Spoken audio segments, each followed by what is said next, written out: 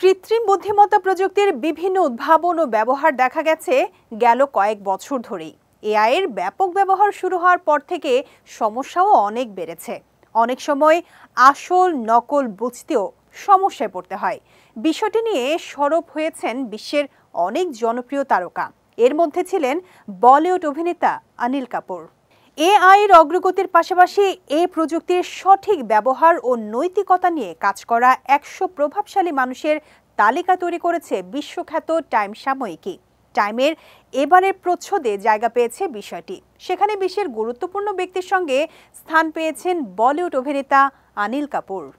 টাইমের প্রচ্ছদ প্রতিবেদনে অনিল কাপুর সম্পর্কে বলা হয়েছে, অনুমতি ছাড়া তারকাদের এআই প্রতিলিপি ব্যবহার বন্ধ করার জন্য হলিউডের বড় স্টুডিওগুলোর সঙ্গে লড়াই করছেন তিনি।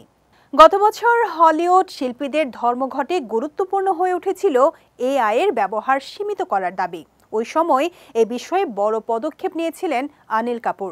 ডিজিটাল প্ল্যাটফর্মে নিজের ছবি, কণ্ঠস্বর, নিজের কাজ এবং নিজের সব কিছু যা অজান্তেই ব্যবহার হতে পারে ও নকল হতে পারে, এই আশঙ্কায় দিল্লি হাইকোর্টের দ্বারস্থ হন তিনি।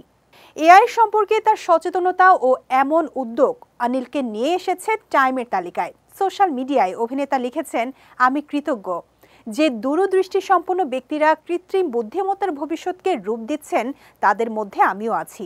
আমি নিজেকে এই তালিকায় খুঁজে পেয়ে অত্যন্ত সম্মানিত বোধ করছি।